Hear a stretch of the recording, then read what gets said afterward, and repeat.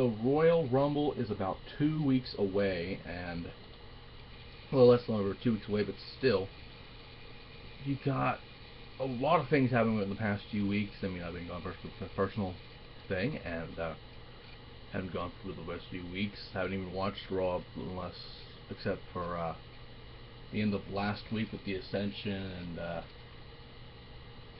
Miz and Mizdow and the Daniel Bryan thing, and then the thing the week after and the week after that. So there's still a lot of things that might be a little hazy, but we'll see what we can do here. It's almost, yeah, about 11 days away. So as usual for our little things, I guess since WrestleMania that they had this little layout here. You have your matches, your videos, photos, how to get tickets for the Rumble, and of course the network order for a certain amount, which we're not going to disclose here because it's redundant. A lot of big changes since everything happened. The Authority is back because of Edge and Christian. Well, not really because of Edge and Christian, but because of John Cena. That's the only reason, really. But what the whole thing here was Edge and Christian were hosting Raw at the end of the year, and I think it was in the first ever Cutting Edge Peep Show, where Seth Rollins is the first ever guest on the very first Cutting Edge Peep Show, and the point where he wants to bring people down to celebrate the end of the new year, or the end of the year. And he brings up the Big Show, and he brings up someone else, and then John Cena comes out, and then to the point where I absolutely loved this spot at first, and now I kind of see why it was kind of wrong, but I loved it just based on it's just perfect. You use Edge as the scapegoat here. You use Edge because pretty much one blackout, curb stomp, whatever you want to call it, one hit to the neck, and he's pretty much in a wheelchair for the rest of his life. That's a fucking shoot. And to the point where he's threatening to do it, and he's going to do it, and he thinks about doing it, and he goes off the ropes to do it, and he has John Cena where we would want anyone, really, anyone would want him. Defenseless, unable to do anything, to the point where he is forced to use his power, to use his authority per se, to bring back the Authority. And of course Seth tries to do it anyway, and then the Authority's back, and it's a great end of the new year. A great end of the year.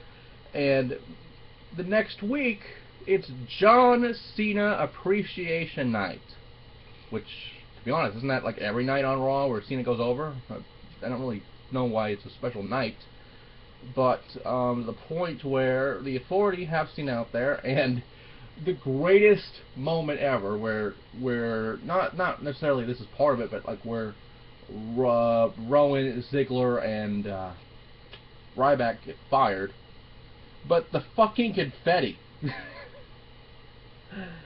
The fucking confetti was the greatest moment ever. We had Steph dancing in the fucking ramp, and the confetti's going there, and the fucking Lex Luger music from the Yokozuna title match fucking goes, and the confetti's everywhere, and it ends Raw with Cena shit-faced, and it was amazing. But in that same night, we have a match, which is why we've been talking about this, the whole thing, because it comes down to this. Brock Lesnar defending the Undisputed Championship against John Cena and Seth Rollins. Which leads me to a couple nights ago on Raw, where Seth Rollins had the moment to cash in the fucking briefcase after all this time. Since Night of Champions. I think it was since Night of Champions since Seth Rollins last tried to cash in the briefcase. And he has, like, Cena has Brock go through a table. And then Seth hits the blackout on Cena, and then hits it on Lesnar. Both men are down. Earlier in the night, a few minutes before the contract signing, Dean Ambrose's leg is fucked up because he lost to Rusev because the referee stopped the match for no reason because his leg was fucked up. So Dean Ambrose was out of commission. All the faces were covered here. Seth Rollins could have fucking cashed in the briefcase.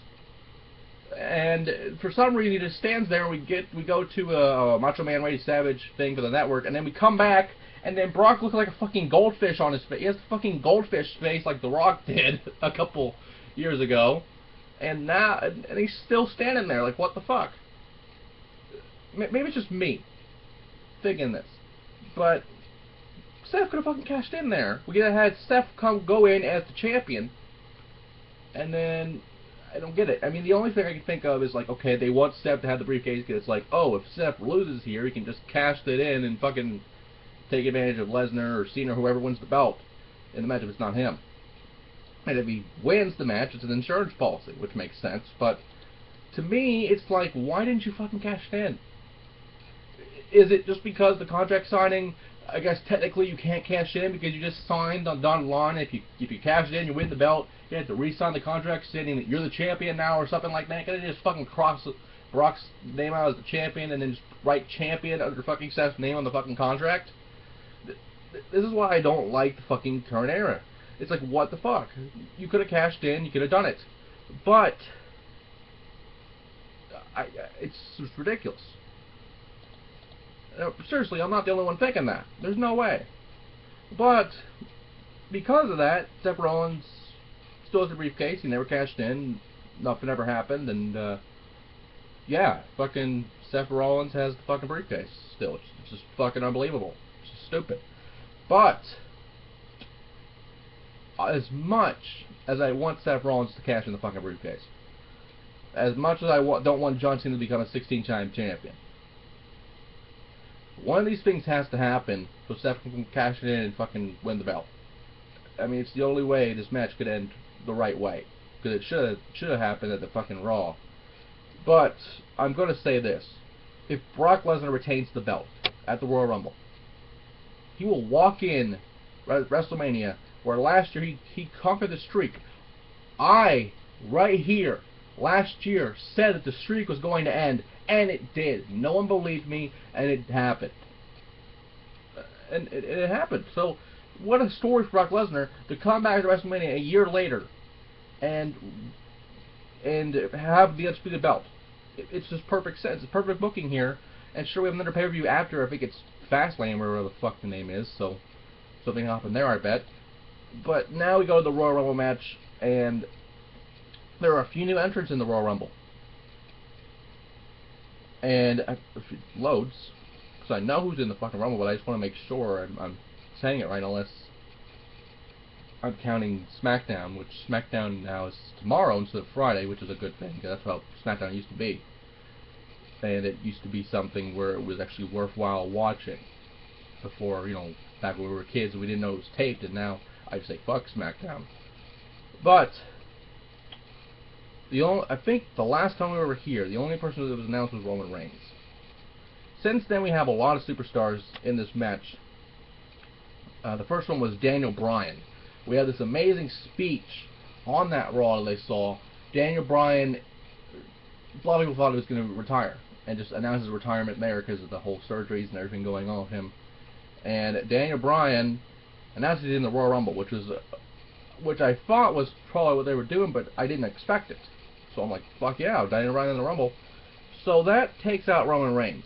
Because Roman Reigns apparently wants to look strong, but he's doing fucking fairy tales and beanstalks and whatever the fuck. So it doesn't make sense for him to win the Rumble now. Because Vince McMahon is just burying him with his own fucking promos. Because Vince is obviously writing these promos and he's out of touch and running fucking beanstalks and fucking Sesame Street and fucking whatever the fuck else. Bet next week he's going to do fucking Frozen or something. Like, why not at this point? But Daniel Bryan, it would make sense for Daniel Bryan because from when Brock Lesnar won the belt, or beat the streak rather, I was thinking, okay, he solidified himself as the number one contender, so it would make sense to have him, Daniel Bryan, defend the belt against Brock Lesnar at Extreme Rules last year. So what should happen is Daniel Bryan wins the Rumble, and we finally had the match that should have happened a year ago, but now the rules are reversed. Brock's champion, Daniel Bryan will be the challenger and the winner of the Rumble. So it would make sense here for Daniel Bryan to win the belt, or win the Rumble. Until you have the United States champion, Rusev. And Rusev is undefeated. Still. I'm not counting the count-out win at Survivor Series because that was just smart booking. It made sense. You had to eliminate everybody to get to the moment that we had Survivor Series. And it made sense. So, but Rusev has not been penetrated submitted, so he's still technically undefeated. He's been disqualified before, but you know what? It's just every week we have disqualification, so who the fuck cares? On WWE television, there's always a disqualification or two, especially in the main event. So who the fuck cares? Rusev got disqualified. Doesn't matter. He has not got pinned or submitted. He's the United States champion, and Rusev would be the logical choice to win the Rumble. Rusev would be the one to win the Rumble, and we would have the Battle of the Bulls, fucking Lesnar and Rusev. Unless they have Cena win the belt of the Rumble, and then we have the match that everyone has been wanting to see for years and knows what will happen. Fucking Cena fucking buries him and Rusev has first loss to the almighty Super Cena. Why not at this point? But Rusev would be a great choice to win the Rumble. Speaking of champions here, though, we have the Intercontinental Champion, Bad News Barrett, making his return. He won the belt a couple of weeks ago, and I think tomorrow night on SmackDown he defends the belt against Sin Cara, who came out of nowhere. But Wade Barrett will be a strong choice to win the Rumble as well. I mean, a lot of these people are strong choices to win the Rumble here.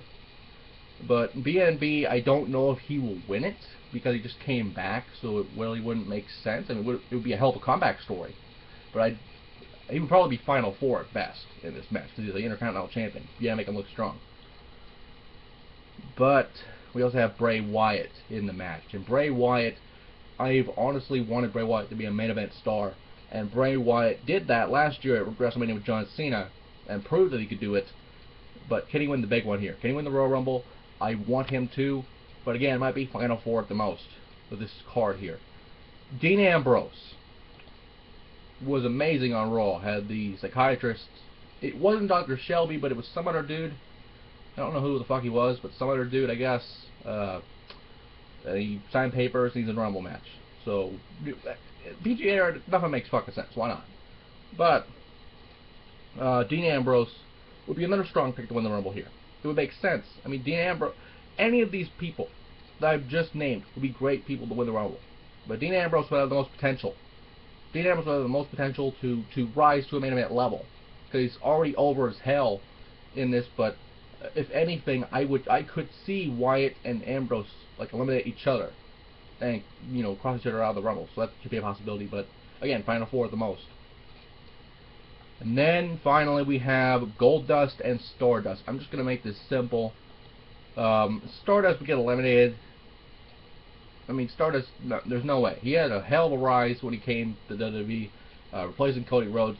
But it would make sense if Stardust got eliminated, Goldust is up next, and then the next few entries go, and then you pull a Mick Foley, and then Cody Rhodes comes out, and we have the match that people have wanted for years.